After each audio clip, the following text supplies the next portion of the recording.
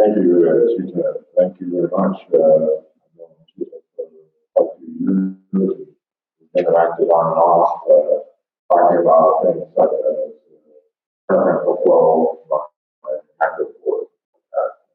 I appreciate being invited here, and I think it was Susan that got that invitation to me. So I appreciate that.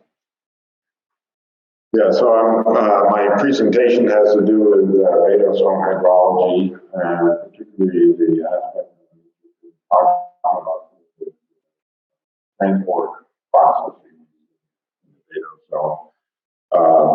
I put together a presentation that I think is relatively broad, but I'm sure that there may be some pieces missing that might be in it.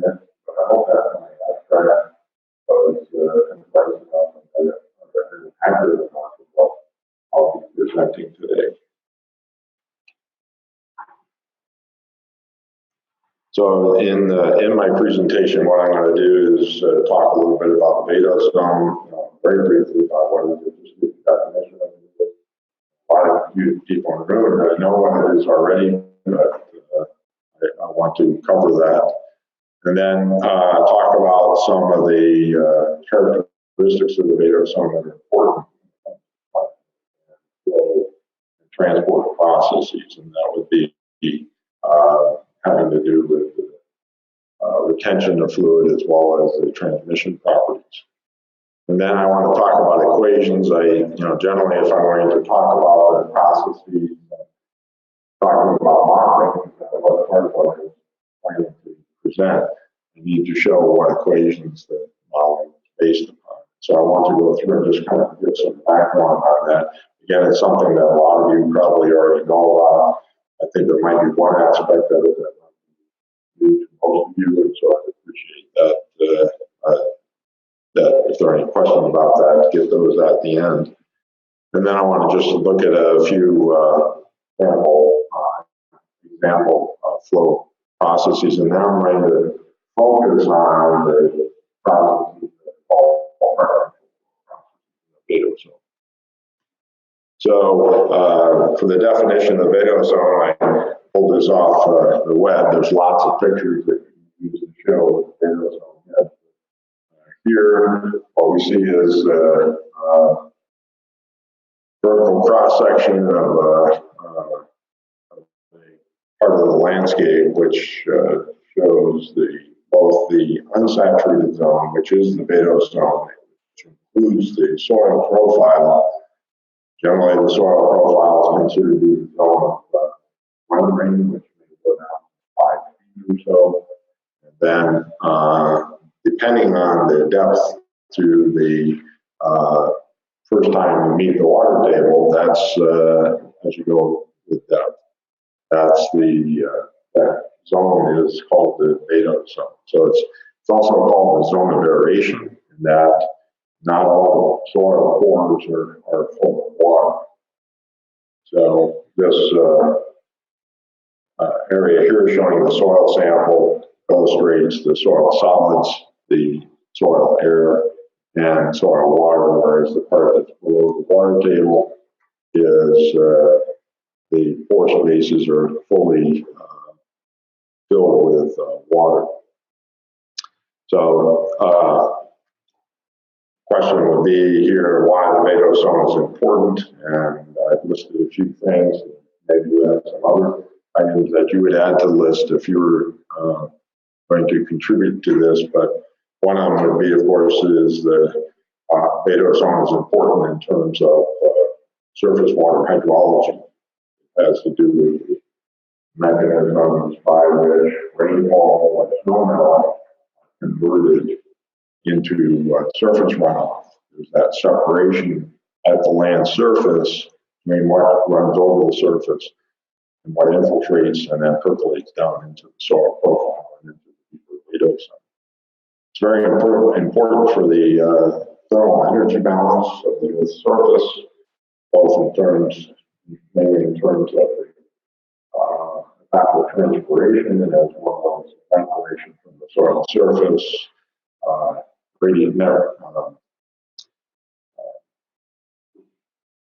the thermal radiation that comes off the surface. It's a very important component of that energy balance. It, of course, is the root zone for plants, the anchoring mechanism for roots, but those the soil also, or that material also provides the water and the nutrients and other things for the plants. Habitat for wildlife, food and shelter, human infrastructure and enterprise, for instance, agricultural production, foundation of mining, and then it's a filter for contaminants. If you think of the and to protect the underlying groundwater. So the properties, some properties of the Vadose zone that might be important to us would be, for instance, the water retention properties of the material, the water transmission properties, and then mechanical strength. Put a foundation on there, build a tunnel in the Vadose zone. You would understand something about the mechanical properties of it. And then, of course, chemical absorption. I already mentioned about the soil is, or the Vadose zone is important for protecting the groundwater underneath.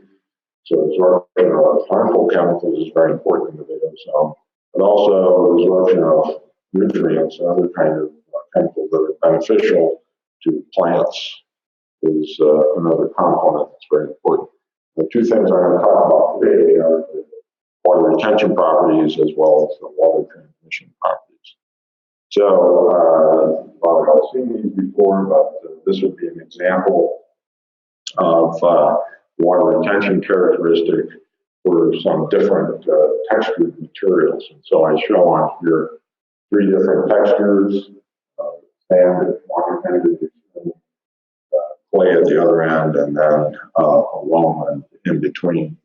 So what is plotted here is the relationship between water that's held by the soil pores and the variable or the parameter called the capillary pressure, or we can call it matrix suction. So the soil pores hold onto that water by surface absorption between water molecules and the soil grains or the soil material, and also capillary action.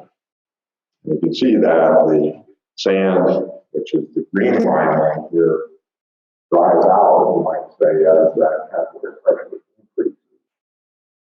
Right? A lot faster with an increase in capillary pressure than the clay. So the clay tends to hold on to water a lot more, with a lot more strength, let's say. And the loam is in between, and generally we think of loam as being the best soil for agricultural production. Because for one thing, it holds on to a lot of water, but also releases water needed. The transmission characteristic I'm going to refer to in the hydroconductivity, which is a property of the soil that comes from the original idea from Darcy. Darcy discovered the Darcy's law back in 1863 in France, and he was doing that for saturated flow, but that idea runs of the hydrologic demonstrated a long time ago.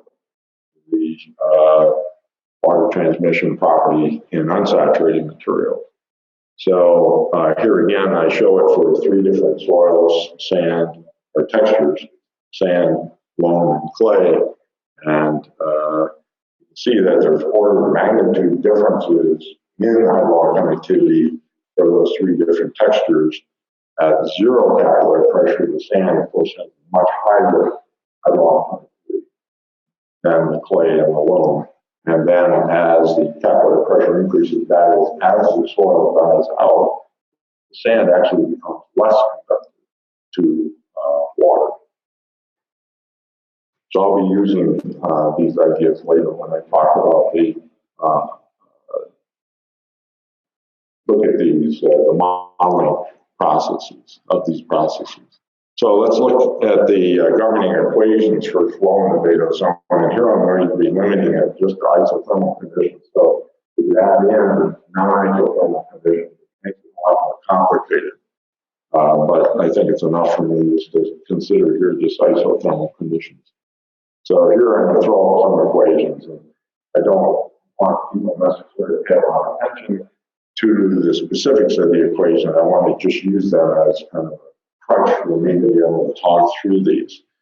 And I know that everybody's familiar with Darcy's law. I'm going to go back one step in terms of a set of equations that are a little bit more general than just Darcy's law. So one fundamental equation that we need to consider when we look at flow in unsaturated or in the Vadose zone is conservation of mass, and that's this equation. Theta here is the volumetric water content, that's the amount of water held per unit volume of soil.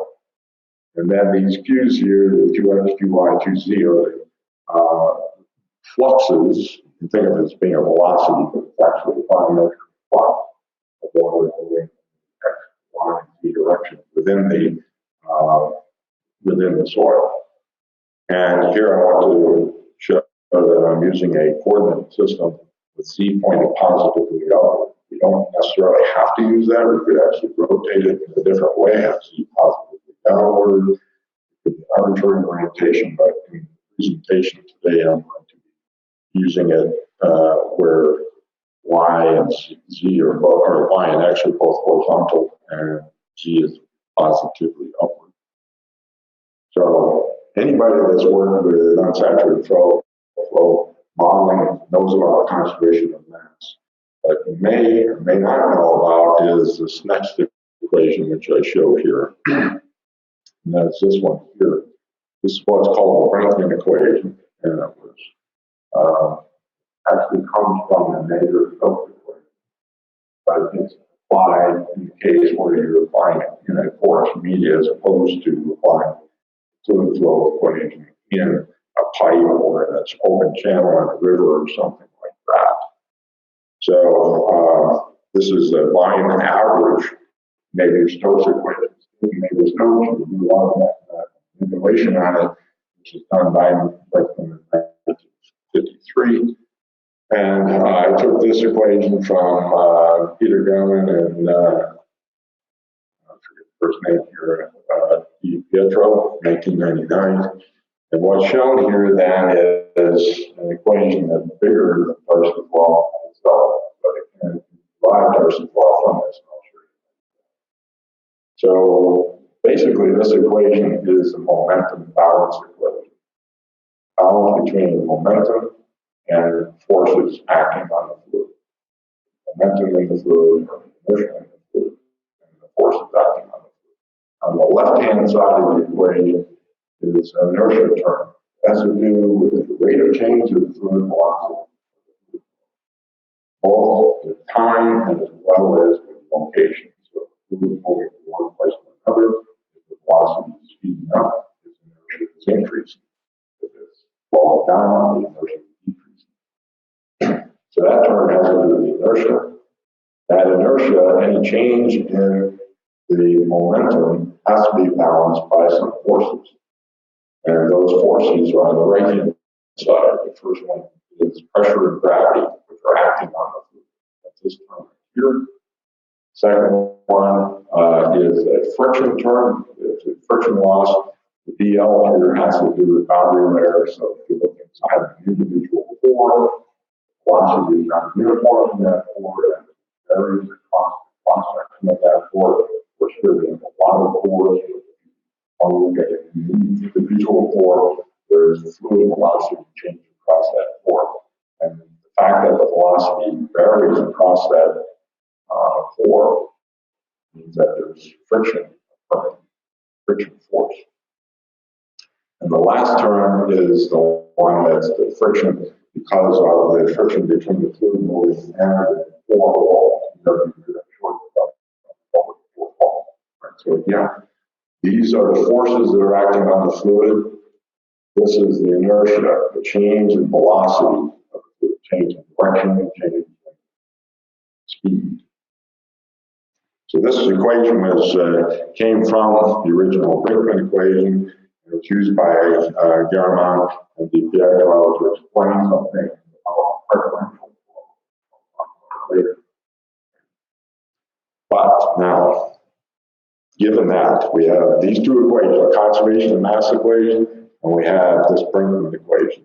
Those two equations are the ones we need to be able to quantify fluid velocity, change of location and time, and also water content, the theta that you see here in doing the model, if you were doing that.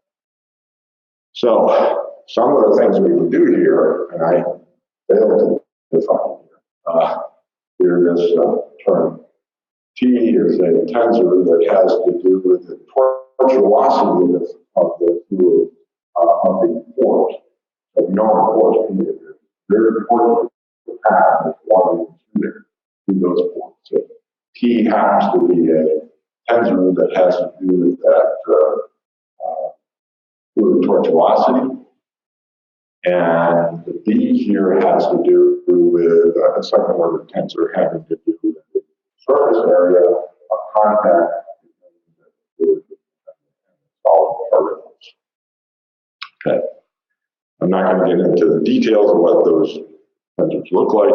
It's only important for me to mention that. I think here in the equation, G is acceleration of gravity, and eta here is the viscosity, the kinematic viscosity. Has to do with the characteristic of the fluid that causes friction. All right, so the assumptions that are generally made here to get Darcy's law is that inertia terms really small. Things don't change that fast, either in time or in location. Basically, like that term. Toss it out. Second one is that the friction loss is within the pore because of the boundary there, that also is small. We can't go through here in our time that go through and explain why that is. Just have to accept the fact that argument has been made and that we might be able to accept it. So if we throw these two terms out, we just have these two terms left. That is the driving force, which is the pressure and gravity, and then this friction force that's resisting that driving force. And that gives us then what we're going to have as Darcy's law, which is the one that's usually used both in Vadose hydrology as well as in groundwater. Again, we have conservation of mass, the same one we had before, but now that previous equation, if we were to solve for the Q in that equation, K times this gradient of pressure elevation. This is the pressure term, that's the elevation term, having to do with the pressure force that's, or I should say the force that's acting to move the fluid. And K here is what we call hydraulic content. See, it's a function of water content, gravitational acceleration, these two tensors, and friction term, the viscosity. So this is just a different way maybe than you've seen the derivation of Darcy's law, but I think it's a to me it's fascinating to have that formulation shown in this way. The last formula I'm going to show, I'm not going to use that here. Right? So let me just say this equation, the Darcy's law equation, one I'm going to use when I'm showing the example.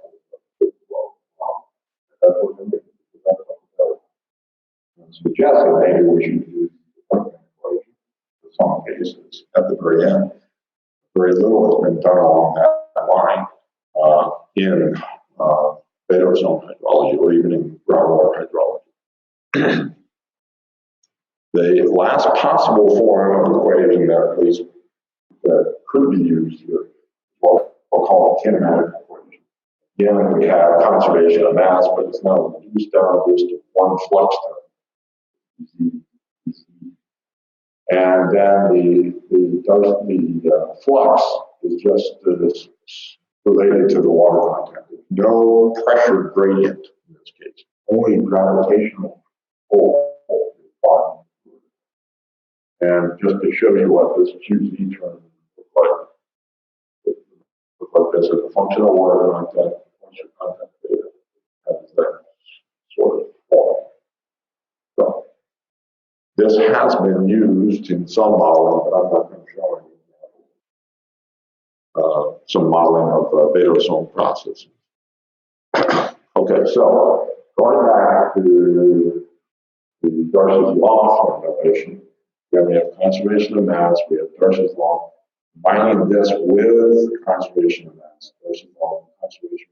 This, if we substitute this in here, we end up with this last equation, which is the one that's used in almost all Vadose modeling analytical solutions or numerical solutions. This is the Richards equation. It's presented first by L.A. Richards. With this idea that has the same form as some groundwater flow. It is a groundwater flow.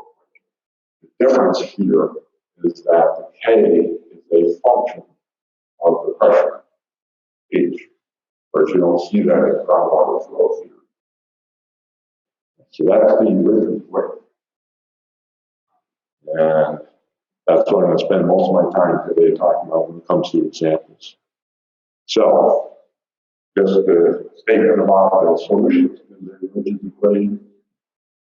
If you look in the literature, there's dozens, maybe hundreds, I'm not sure. I haven't counted them up, but if you look at papers by John Phillip or Ethan Lalonde or Warren, you can make the list go down and down because of many people. I just didn't include all the ones that are possible. That have derived analytical solutions for the Richards. Generally, when they do an analytical solution, they have to simplify an assumption, make it possible to derive a closed form solution. So they are for simplified cases. The Richards equation that I showed cannot really solve analytically. General situation, you have to make some simplifying assumptions. Many times those simplifying assumptions can be made and you can get something very useful from it. A very nice analytical solution. But when it comes to solving more complex problems, there's a lot of numerical solutions that are available. When I was a grad student at Cornell, I worked with finite element method and finite different solving. Back then, it was a lot more difficult to do that. Well, nowadays, you just go online and you can download things like Hydrologic for free. This is a product that is produced by kinematic and others in California, Riverside. And they've produced hundreds of papers on the work that they've done there. They've got workshops and so on. Go to them on how to use Hydrologic 1D, 2D, 3D. It's a very useful product, and I understand that some of the courses here you're using Hydrologic in trying to teach how to do unsaturated flow model. Just looking through, we came up with another one called Vadose, which I think is more slope stability. Way back when, myself and a people here at Mike Friedel through the Bureau of Mines, we developed this thing called Parsec 2D. Well, that didn't go anywhere. We used it, but not very many people got interested. I guess we really didn't promote it, and it's just sitting on the shelf. There are other packages available that I want to mention here. Console P, which is console microphysics, that has a module called porous media subsurface flow module, and that's what I actually use. I don't try to compete with these people who are more like I use other code because it's much easier. And what I like about console and P is that I can add different physics very easily to a different model. I can have a three-dimensional problem and attach a one-dimensional aspect to it. I can do Richards equation, unsaturated flow, or include heat transfer. I can do fire transfer. With all these different aspects that are available through that.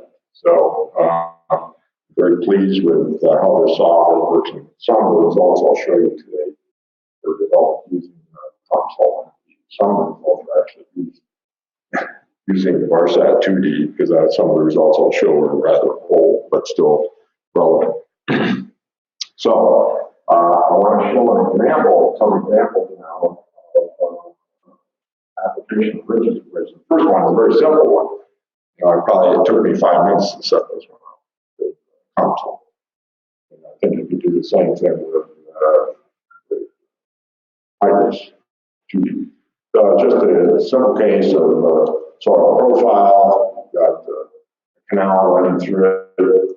Here, so you've got ponded water.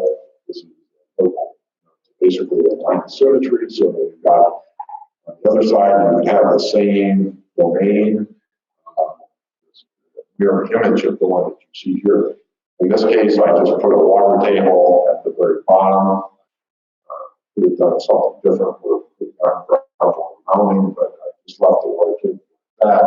So the bottom boundary is pressure specified, and then of course you have specified pressure here in the water of that surface. So we expect, of course, that the water will flow from the canal into the soil, and of course make its way down. This is for steady state flow conditions. I didn't actually show that. I'm not going to show the transient conditions. But I just want to illustrate to you how easy it is to derive one of these solutions if you use one of these packages, if you type this or use console that you want to use it. It's very simple to do this. When I was a grad student, I used to start my visualization of the domain by hand. Well, now you got to for you automatically install it on elements that are 1 millimeter apart or something like that. It does it for you very quickly. So this just illustrates for you the water content profile, the distribution within this zone. So the saturated water content of this Vadose zone material is 0.35. So you can see that it's saturated, decreases in saturation. Here it's hardly affected very much by the presence of this now. The degree of this drop off in saturation that you see here depends on the property of the material. If it's sand, which is what I'm using here, drop off very rapidly. Because we're clay, this would actually reach this vision line that you see here, probably reach out further. These lines here are streamlines, so they're lines along which a particle, if it started right there, it would flow this way. So if we wanted to, we could look at something like sodium transport. If we have a chemical like nitrate and we wanted to see where it's moving, we'd be able to see that nitrate and determine how rapidly it gets to the groundwater. Maybe there'd be some chemical reaction. We'd be able to determine what the flux of that nitrate is at that. So I showed this example. It's just a very simple one.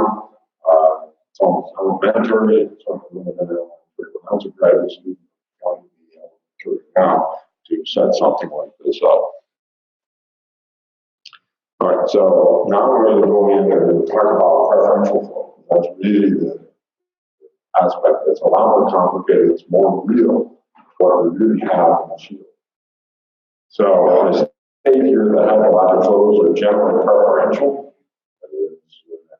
By preferential, I've used this definition myself for some time. I don't know if it's an accepted definition. I came up with this 20 years ago and I stated it, and I haven't heard anybody else repeat it, but still, I think it's a nice way to express it, that preferential flow, I can represent it as being kind of a diffusion, limited aggregation of a fluid flow. Well, think about diffusion in a process and then things go from high concentration to low concentration. think that when you have diffusion, things are more spread out. When we have preferential flow, when I say it's diffusion limited, I mean that there's not much diffusion, and that the flows are more concentrated in concentrated pathways. So I have an illustration here of such a thing. These are flows that are coming through a medium. This is 10 meters this way. And what exactly the mechanism that's causing this could be fractures in the soil, or is forming down these fractures, or is it some kind of a heterogeneity in the material that the water wants to go through the path of least resistance? It's concentrated. Otherwise, if it were not preferential, it would be more spread out. This is important because that concentrated flow moves faster. We'll have chemicals, let's say, that are interest to us that will move from this point bottom much more quickly. And the faster it moves through the system, the less residence time it has, and more likelihood that those chemicals reach bottom, which might be the groundwater, without any attenuation in their concentration.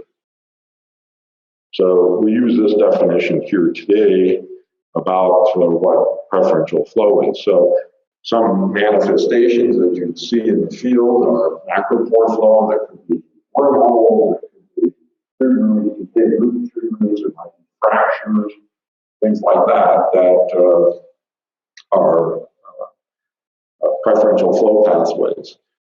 Gravity-driven unstable flow. And I'll show examples of each of these.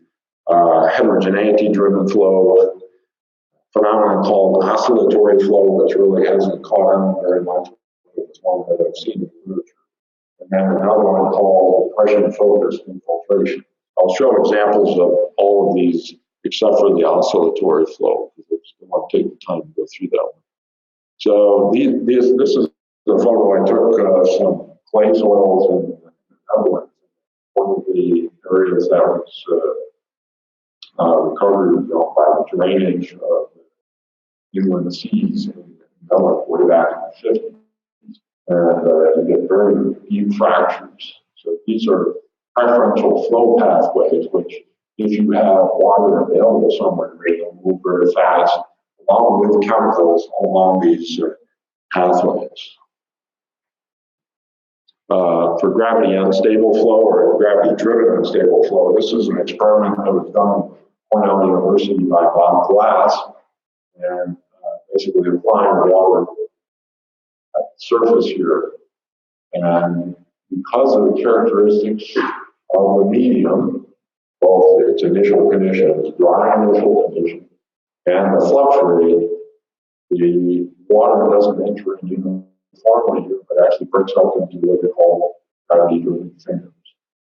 The water content is highest at the bottom, lowest up here at the top, and that's kind of backwards to what you would expect to see for gravity-driven flow in the porous medium because of this characteristic of gravity-driven flows. Unstable flow, you get this kind of behavior. Again, the water moves much faster than it would if it were more diffuse. And so then it can carry chemicals much more quickly to the bottom. This was taken, photographs taken by colleagues of mine in the Netherlands. The soil on the surface here is very organic, but high water repellency. And this is sand. So you get these dry areas and you get these wet areas. And these will wet up every time, every year at the same location. And we'll have the dry region in between.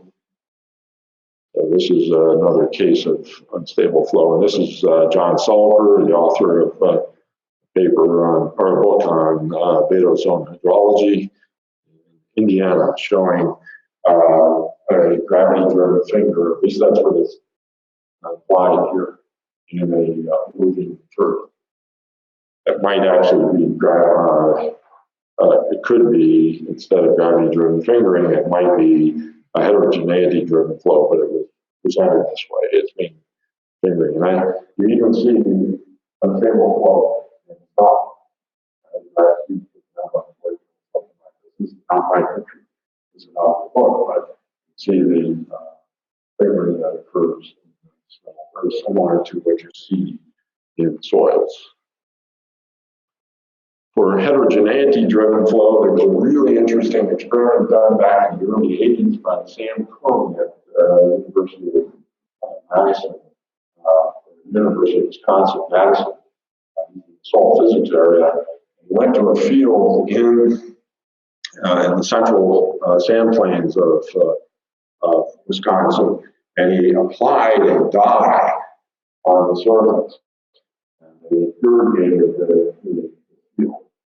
And after he had applied a certain amount of water, I think there was some rainfall and so on, he was able to bulldozer and slowly excavated layer by layer the soil profile down to about, I'm not sure if they went to 10 meters, something like that, down as far as they can go before they hit the water table. And they were able to map the staining of the sand on that dye.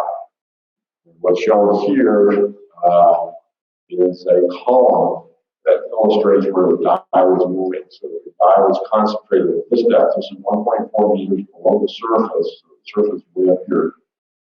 This mound here is just illustrating the movement of that dye in a concentrated pattern, which indicates that there's non-uniform flow, non-diffuse flow occurring. I got another picture of that a little bit larger, illustrates it maybe better. So you can see this pathway that the dye is moving along. And this phenomenon is considered to be a process of heterogeneity-driven flow. Because what it is that these soils are alluvial soils, they've got fine sand, and then you've got coarse sand and sand lenses, then go down the movement. They actually capillary layer, laterally. And there's some sort of a self-organization process going on there where the one concentrated pathways connect to each other. And they converge on each other.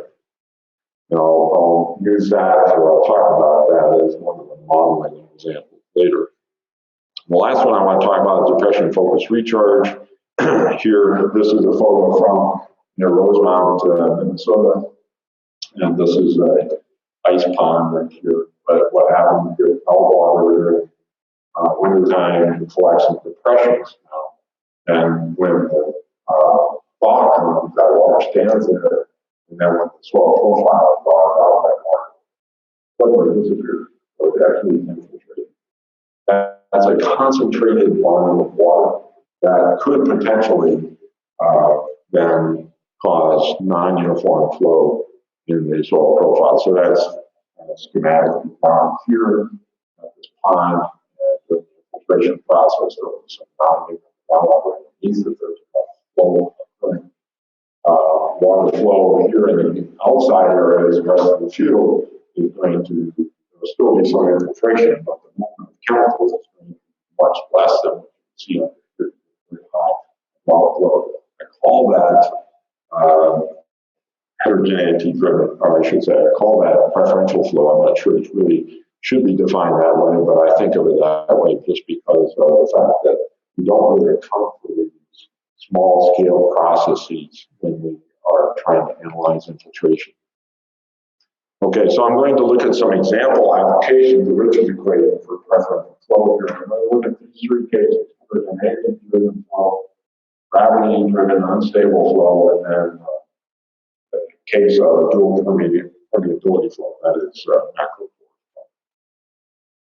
All right, so going back to Sam Cohn's experiment that they did in Wisconsin, they followed that up with some laboratory experiments where they had sand in a two-dimensional chamber and applied water on the surface. And within that, they had fine sand, and then within there, they had these layers of coarse material.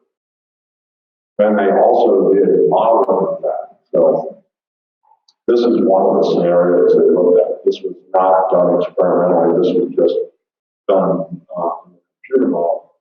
And you can see here the background is the fine sand, and that these are the coarse sand layers. So the water moves down vertically, hits these coarse sand layers because of the capillary barrier effect. That water moves laterally and focuses here. So you can see that as water moving down, coming to the lower limit of 10 meters. And you're concentrating the flow. This is the actual flow pattern, say velocity vectors that are shown here. You can see that the flow is concentrating at each point. So if you were sampling this region, try to look where the nitrate is going. Well, I would like to be at this location here, this location here, this one here, because that's where the water is coming through. There's very little water coming through this intermediate. So if I put my sampler right here, I'm going to miss the movement of the sock of that nitrate down through the profile. The pesticide will never have to be interested. They did this using a finite element solution method. We've also analyzed that using some other methods. But anyway, this illustrates the transport for that same flow pattern that I just showed. This is at different times. And this is from Julie. You can see how the solute is moving through the profile and concentrates along those particular flow paths. So again, this is what I'm calling heterogeneity-driven flow. Here, an example application done by Stevens and Sherman in New Mexico in the mid-80s, and published by Stevens and Sherman in 1988. And what they did was they took this pie slice of the chamber, 30-degree angle, and they filled it up with sand, about 1.5 meters with medium sand. Then they had 2 centimeter layers, 40 layers, 2 centimeters each, alternating fine and coarse. So the sand was packed all the way up here to the top. And in this corner here, they injected water into it to see what the flow pattern looked like. And just to illustrate this process for you, here's the water, the hydraulic conductivity function for those two soils. The squares are the medium, all medium blasting sand, that's something 5 from sand blasting. It's got hydraulic conductivity and saturation up here, and then they civilian, so the new sand is the fine sand, that's from the field. And that has this characteristic from development. So at saturation, the blasting sand has a much higher hydraulic than the fine sand, order of magnitude higher hydraulic. As the two sands dry out, the fine sand becomes more conductive. And it's this property of those two materials when they're in contact with each other that leads to the capillary effect. And so I want to illustrate that. So if we just look at 3 layers, the fine sand over the medium sand, fine sand, the blue arrows in each case are the velocity vectors of water moving on an angle. Not going vertical or on an angle. They strike that interface, and because of the refraction principle, which you see light refraction, when light goes through 2 media that have different transmission properties, there'll be refraction of that light. Here we see that in the upper case where the fine sand is overlying the medium sand, this velocity vector is coming in like this. The refraction is porous. You get a turning of that velocity vector so that it's turned upward like this. This occurs when the pressure is above this intersection point between these two hydraulic conductivities. So in this case up here, when the pressure is greater than this intersection point, fine sand actually has a higher hydraulic conductivity than medium sand. So what will happen is that this medium here is less conductive. The water is going to want to stay away from it, so it's going to refract away from it. if the medium sand, in the case here, the medium sand is, again, with the same pressure, medium sand is less conductive than fine sand. When it comes in like this, it's going to want to go towards the fine because it's got higher hydrologic conductivity.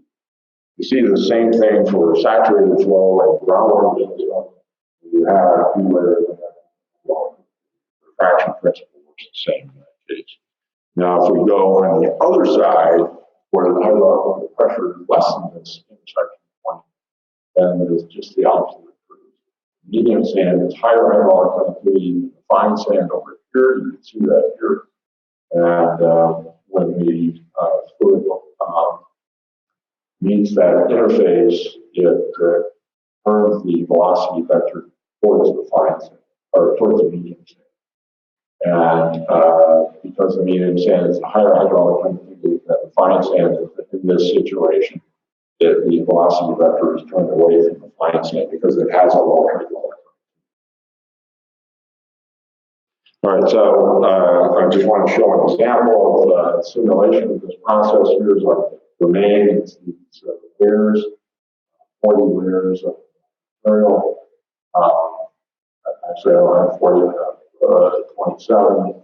We need to consider the entire domain. And water is injected at this point. So you think this is a high shading. Okay, so it's two-dimensional axisymmetric. And what I'm going to do here is I'm going to just stop the PowerPoint for a moment here just to illustrate this. So in the case for when you have the layers, as shown there, the flow process starting from the point of origin of that water moves into the fine sand and moves along there. Eventually, the pressure gets high enough here that it breaks into the medium sand here, or into here, and then this fine sand layer. You see that the fine sand is remaining relatively unsaturated. The fine sand is much more saturated, but the flow is occurring mainly along that those upper layers, and this is because of that refraction process, the capillary barrier process.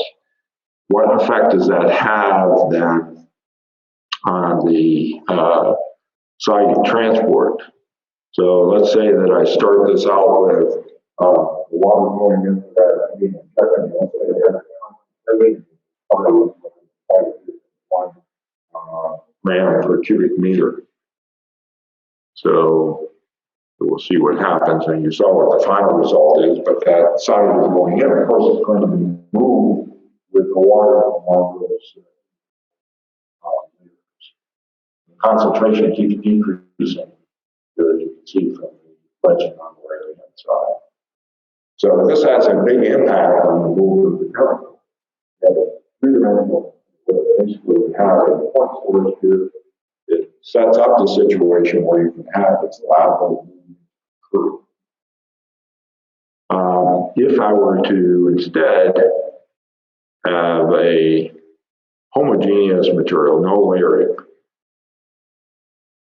this is what happens. So this is what you would expect to see from a more classical standpoint. In this way, there's some gravity action pulling down, capillary action sideways. So a very diffuse type of flow process. The previous one I showed diffusion limited. And again, for the solute,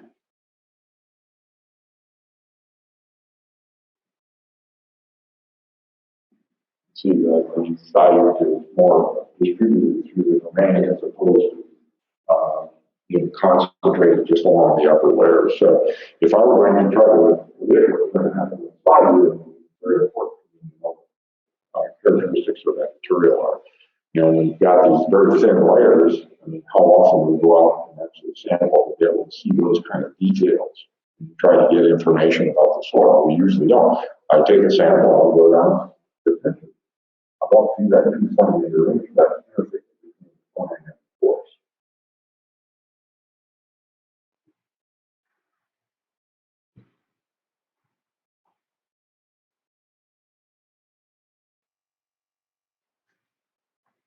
All right, so then I'll talk about gravity-driven unstable flow as another process.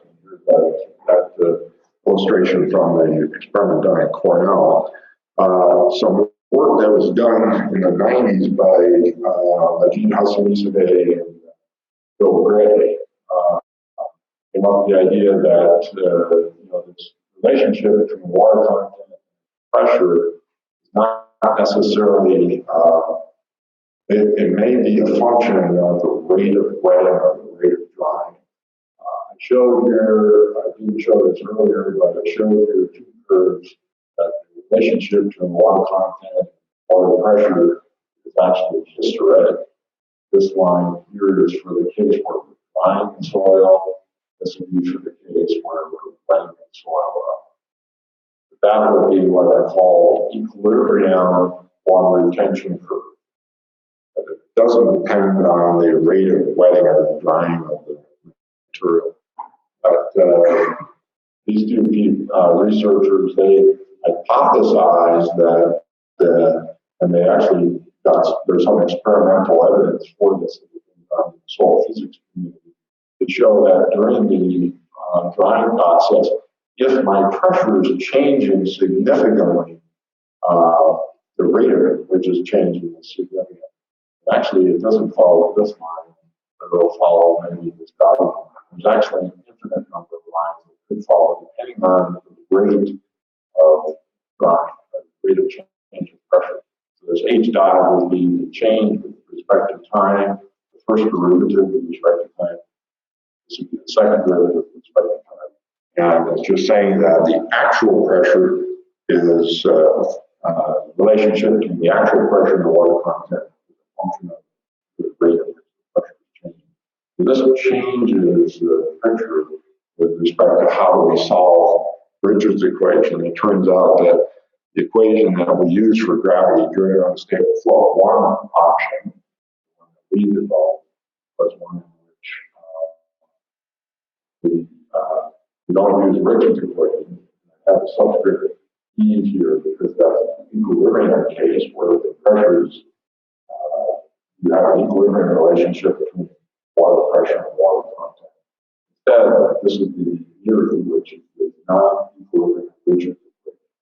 Where H here is the actual capital pressure, the capital water pressure. Form of the equation is exactly the same as that. But what we have to add to this is the relationship between the water pressure and the water content, which is now not a unique function, it's a function of the rate of change of the pressure. And what this does is it leads to this instability. The Bridges equation by itself is a diffusion type equation. It generally leads to very diffuse type flows. In the case, to be able to get the gravity-driven figure, we need to have a modified Bridges equation. That's what we're calling. So in this example, we have to verify the results from this from experimental results. I'm not going to show any of those experimental results, but we've got a two-dimensional domain in which we have a background flow of water at a low rate over the entire domain, and then what we do is we start to, once we have that background flow occurring at steady state, we suddenly increase the flow here over some length L, which is some fraction of the total. Initially, the water content is uniform at initial water content theta I, or theta initial. And so what that does is it creates this gravity-driven pendulum by solving that non-equilibrium. So if L is very small, we get one finger. As I make L larger and larger relative to the full domain, the front, the wetting front is moving into the soil, breaks into more of these fingers. Now, this is for homogeneous soil. We know that in the field, the soil is not homogeneous. How does heterogeneity such as wear affect that? And you're going to get something because you have interruption in that flow. But it's still something to consider in trying to understand better about this about the preferential flow process. So the width of these fingers that you see here, if you calculate them from the graph results, compare them to what is very nicely. And the number of fingers also compares very nicely. Okay, the last example I'm going to show is the one for dual-permeability, that is macro-pore flow. A lot of people, a number of people have done field experiments as well as modeling this process. So again, we're going to go back and say, we're going to use the rigid equation. But now we're going to have two rigid equations. Two domains. One is associated with the permeability of the soil matrix. The other one is the permeability of the soil. Put this image down here of that site in Netherlands that I was talking about. Well, the soil matrix is this part here, and the macropore is this part here. These equations are line average equations, so they don't look at this discrete macropore, they don't look at the discrete major pores, doing an average over. That's what these equations are. Then what's added here are the exchange terms. So there's an exchange of water. If the water flowing in this macropore, there's water exchange between that macropore and the matrix. So that's shown here. This cartoon illustrates this flux between the two, this geometry. In one case, this is the plus and that's a minus because one taking and losing it. That's not the conditions that you have.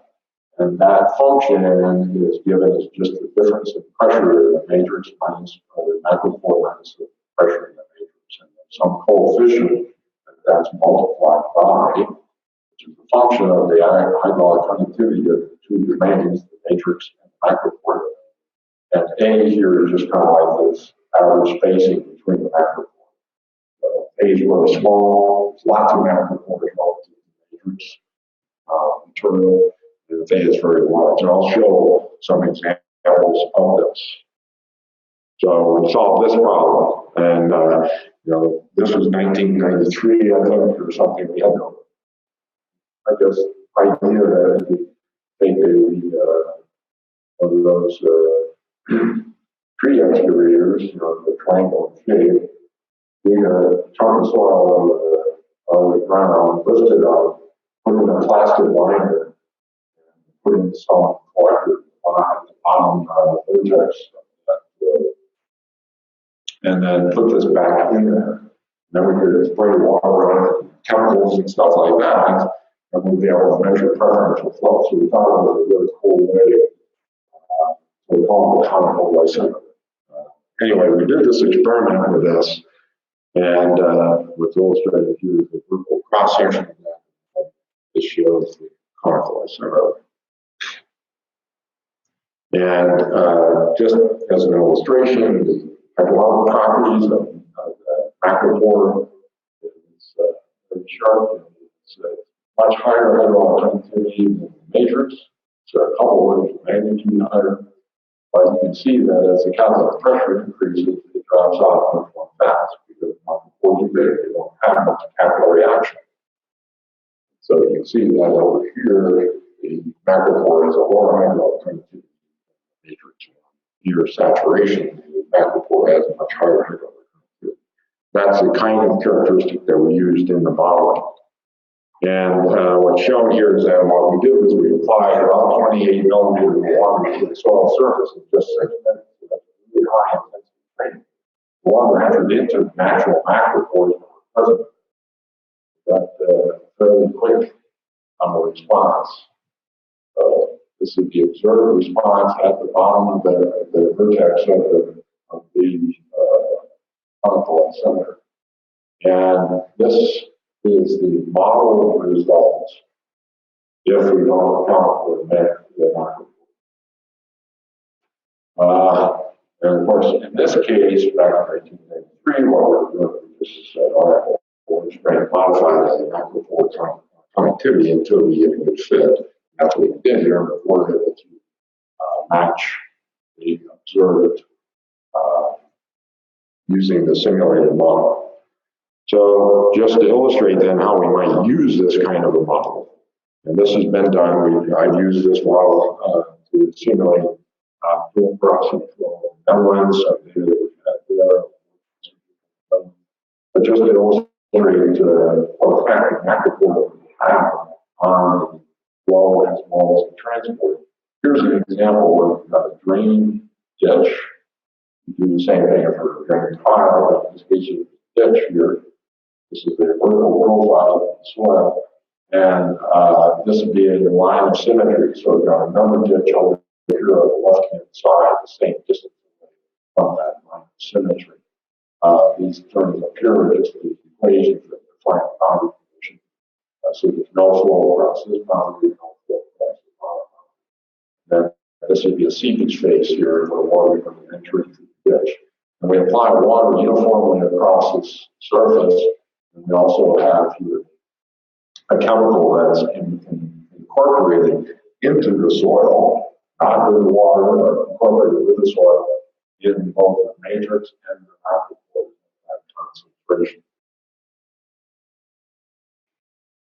And first to show the flow process, this is transpiration or transient flow that occurs over a long period of time. We're looking at 364 days. This was we suppress the evapotranspiration just to make things simple. There's the observed rainfall frequency that we use, the rainfall history that we used in doing this analysis. And here's the discharge at the ditch. So these lines without the symbol is the discharge from the macropore. You see that it's orders of magnitude higher than the discharge from the matrix. So the matrix really holds out or slows off the flow. And so it does have the macropores have a big impact on the movement of water through that matrix or through that domain, and it has a big impact on already. Mentioned here that the macropore flux is only about 3% of the matrix of that. So the macropore, even though very low porosity, they have a big impact on the flow through the system. And then looking at the transport of the chemical through that system, what's shown here on the left is the mass flux at the outlet from the matrix. I just pointed out that this is the symbols aren't as clear here. This one here is for the case where the macropores are basically non-present, almost non-present. See here, this is for the matrix. These two right here would be for the cases where there are macropores present. Basically, there's an exchange of water and chemical between the matrix and macropore all the way from the entrance to the ditch. See that when the macropores are present, the matrix has a much larger contribution compared to the case where there's no macropore. Hardly any macropore. Mass flux rates in grams per day are really small. You wouldn't be able to measure those concentrations, or you may not be able to measure those concentrations. We can certainly calculate them. On the right-hand side, we have the macropore contribution.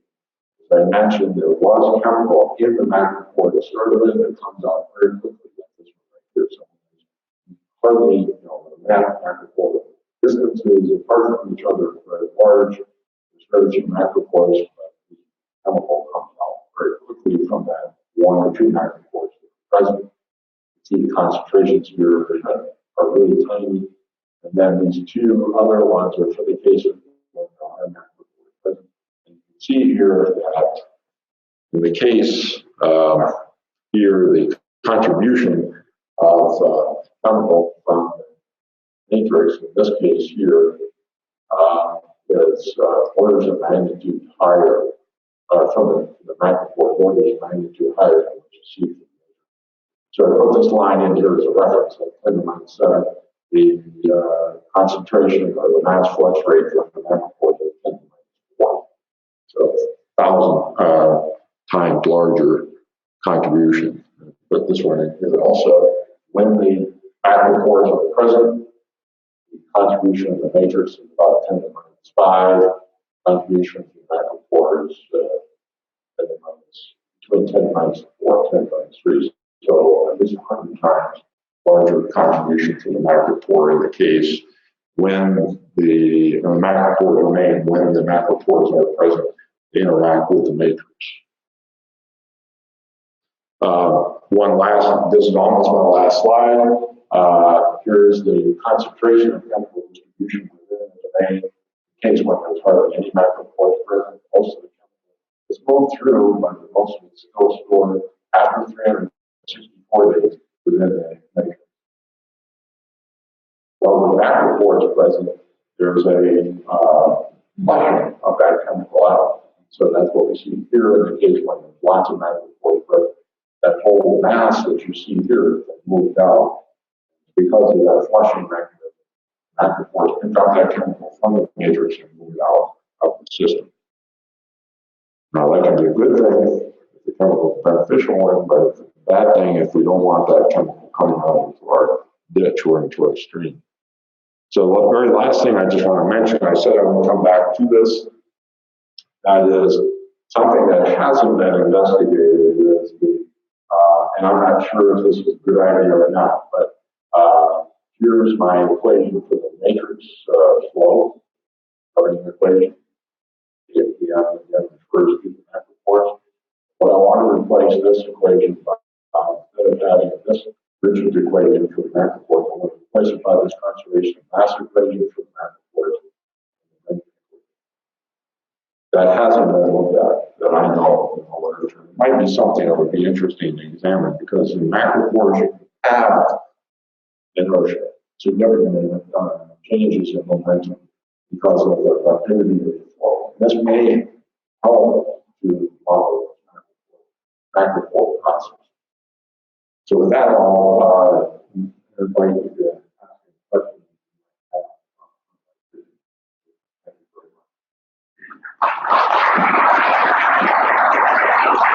much. There's Mike.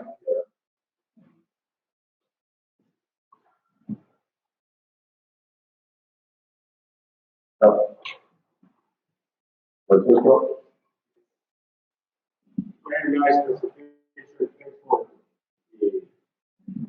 sharing your studies around the preferential flow.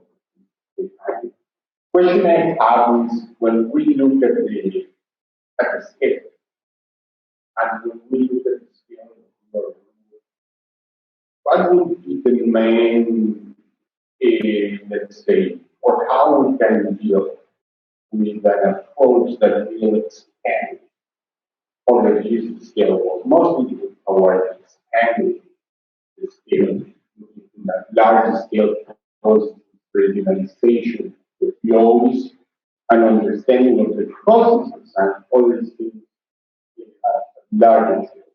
Is this something that we can usually through this very efficacious steps that you show us, through the experimental steps that you also illustrated? What are your thoughts? So there's thinking about going up to instead of let's say like seminar or looking at and those things are all observable and seen them. Question is when we go up to let's say small catchment scale, is the preferential flow going to be important?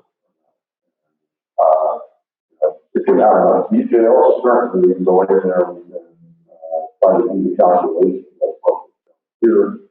We actually came across two recent papers in the last 5 years that one came up with 30. Anyway, one paper, the more recent one, says macropores don't seem to have any effect at the catchment scale. We're talking about something like several hectares areas, maybe the first order of Brinkman or something like that. And you just don't see the signal from the macropores becoming important. This is well, this is a major fight. But the conflicting paper is for the Point Jones study, typical zone study the land, which did show that there was recognizable effect of before pressure on hydraulic.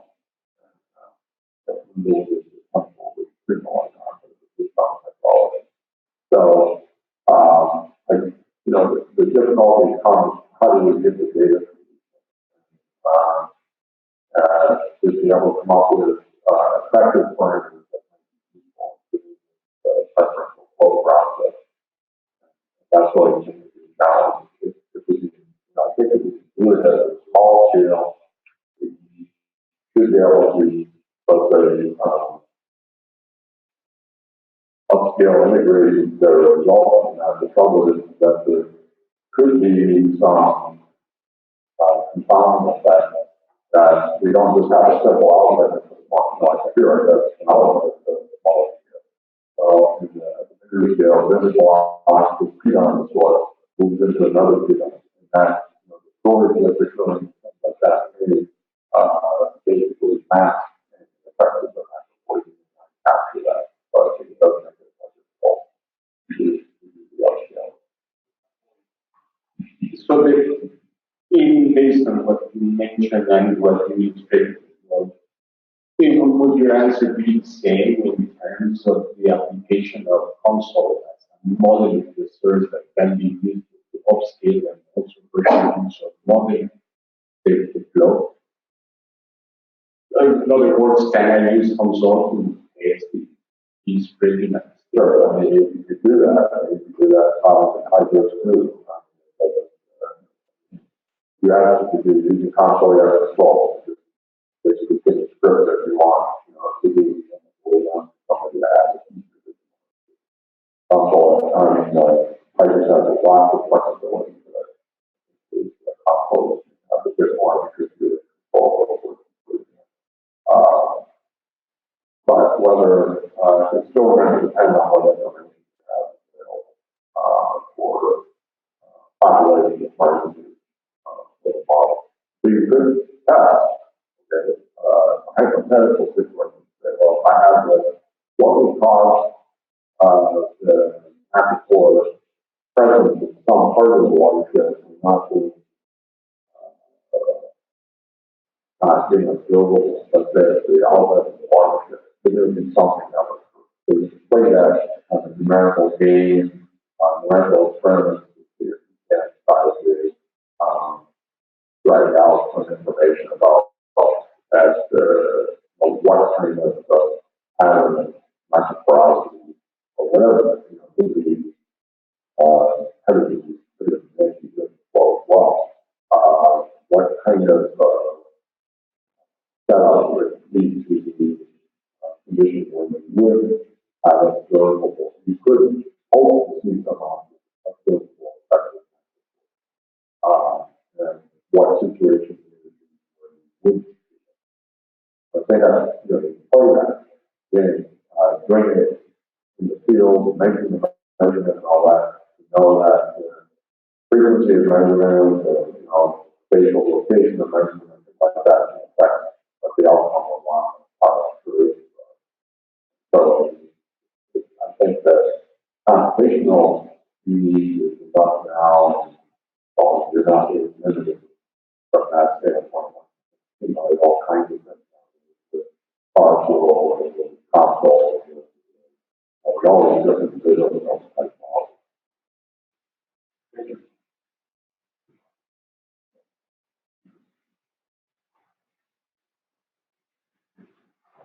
Thank you once again for your presentation.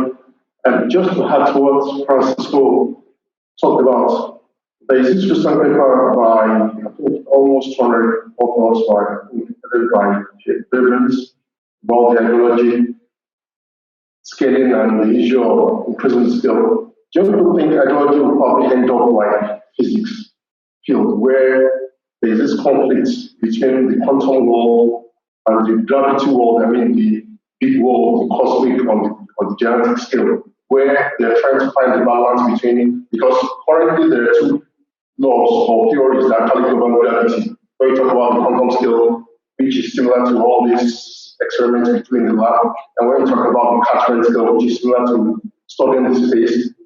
The two walls actually have two theories that actually predict situations well in their walls. But merging the two walls is actually a big challenge right now. And just for me personally, I feel scaling things up by integration may probably not work. I feel maybe we probably have to find a way to derive new laws that probably govern things on the big scale to get to where physics are gotten to. Before now thinking of finding a way of merging the two worlds and finding that balance, because some of these parameters that govern things in the small scale world probably will disappear when it comes to scaling. And maybe it sounds funny to me, but do you think integrating or probably scaling things up is the way forward, playing with some of the software models and trying to scale things up, or probably just finding simpler laws that actually govern things at a big scale to solve problems currently? Will keep me awake at night trying to wonder about that.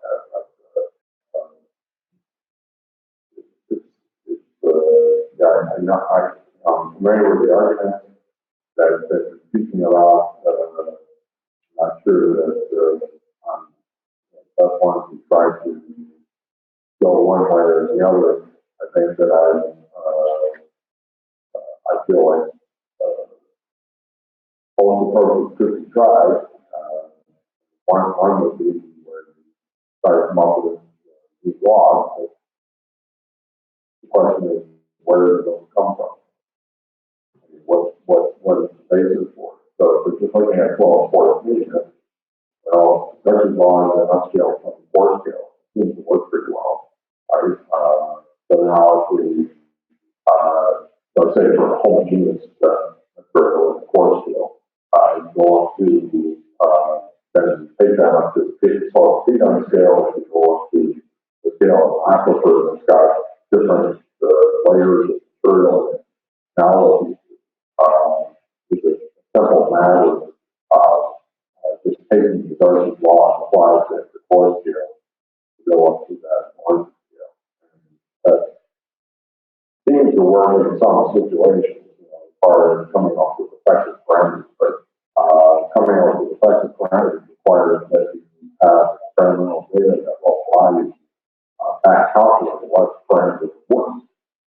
Is it possible for us to be able to take more fundamental measurements, let's say properties of porous media, and do the upscaling and come up with the same result? I don't think there's that's moving to be safe. So I'm not sure that that they address your question completely. That's something we'd like to have some more conversation about it. I'm not convinced that the upscaling from the basic equations is not going to do it. Again, I haven't been convinced by what other people said about it.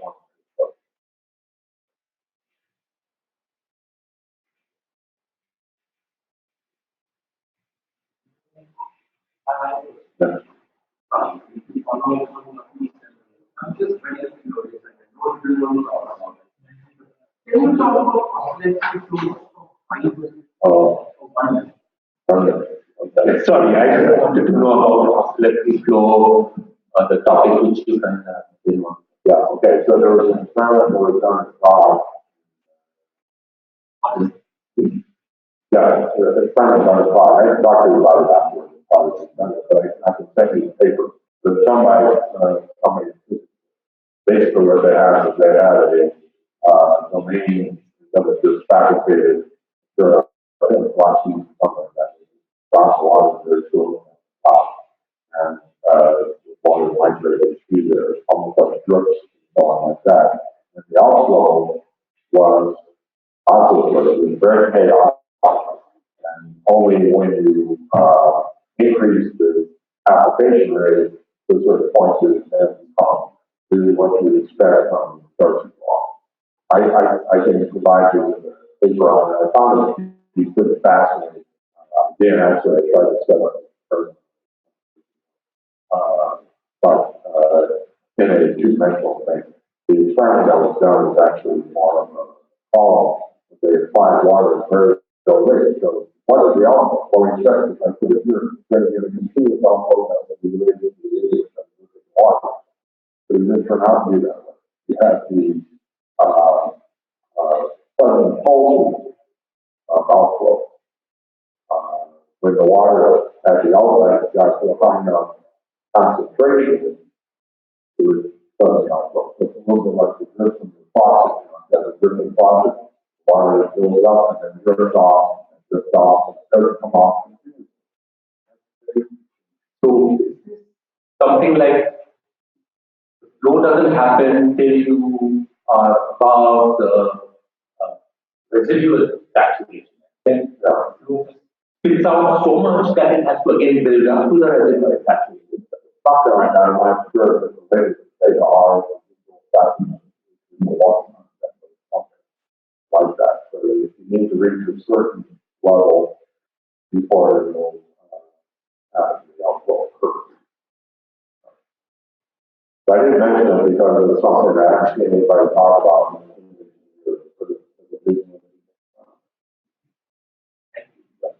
Okay, so let's give another round of applause to John.